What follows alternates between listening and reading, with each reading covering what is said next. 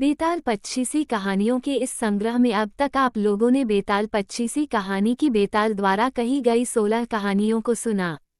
आज आप लोगों को 17वीं कहानी सुनाने जा रही हूँ। पहले की कहानियों का लिंक डिस्क्रिप्शन में दिया गया है, वहां से आप लोग पहले की कहानी देख सुन सकते हैं। बेताल द्वारा सुनाई गई 17वीं कहानी को अंत तक जरूर सुनिएगा। बहुत पुराने जमाने की बात है।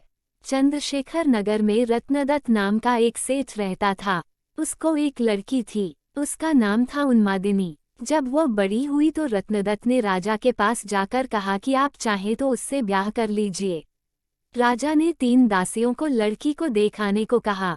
उन्होंने उन्मादिनी को देखा तो उसके रूप पर मुग्ध हो गई, लेकिन उन्होंने ये सोचकर कि राजा उसके वश में हो जाएगा, आकर कह दिया कि वह तो कुलक्षणी है। राजा ने सेठ से इनकार कर दिया। इसके बाद सेठ ने राजा के सेनापति बलभद्र से उसका विवाह कर दिया। वे दोनों अच्छी तरह से रहने लगे। एक दिन राजा की सवारी उस रास्ते से निकली। उस समय उन्मादिनी अपने कोठे पर खड़ी थी। राजा की उस पर निगाह पड़ी तो वह उस पर मोहित हो गया। उसने पता लगाया, मालूम हुआ कि वह सेठ की लड़की है। राजा ने सोचा कि हो न हो, जिन दासियों को मैंने देखने के लिए भेजा था उन्होंने छल किया है। राजा ने उन्हें बुलाया तो उन्होंने आकर सारी बात सच सच कह दी। इतने में सेनापति वहां आ गया। उसे राजा की बेचैनी मालूम हुई। उसने कहा, स्वामी उन्मादिनी को आप ले लीजिए। राजा ने गुस्सा होकर कहा, क्या मैं अधर्मी हूँ जो पराई स्त्री को ले लूं?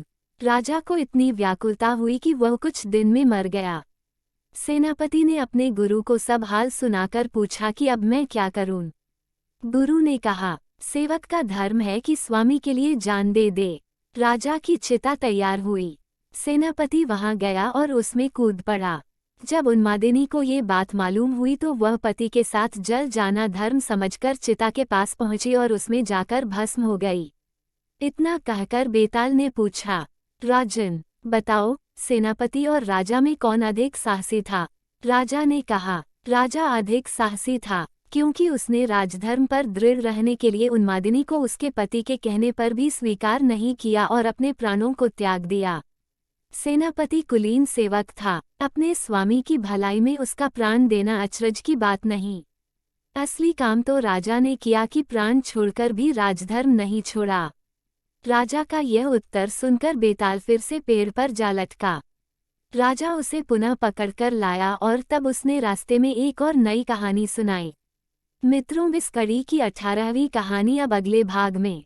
अगली कहानी में फिर मिलूंगी, तब तक आप लोग चैनल को सब्सक्राइब जरूर कर दीजिएगा। अगली कहानी तक के लिए शुभ विदा।